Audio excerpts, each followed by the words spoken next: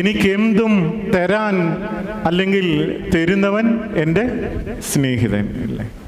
എന്നാൽ ക്രൂശിൻ്റെ സ്നേഹം ഒരു തിരി സ്നേഹം പോലും തിരിച്ചു ചോദിക്കുന്നില്ല.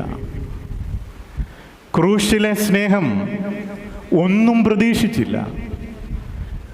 എനിക്ക് വേണ്ടി ചാകാൻ എനിക്കെന്തു വിലയാണുള്ളത് ദൈവത്തിൻ്റെ മുമ്പിൽ?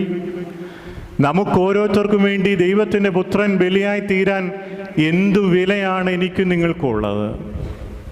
നമുക്ക് നമ്മളെപ്പറ്റി വിലയില്ലെങ്കിലും ദൈവത്തിന് നമ്മെപ്പറ്റി വലിയ വില കൽപ്പിച്ചിട്ടുണ്ട് എന്നതിൻ്റെ മാനമാണ് ഈ കുരിശ്. സഹനങ്ങളില്ലാതെ സ്നേഹമില്ല. നമുക്കിഷ്ടമുള്ള ഒരാൾ നമ്മുടെ തോളത്ത് കൈയിട്ടാൽ നമുക്ക് പരിഭവമില്ല. നമുക്ക്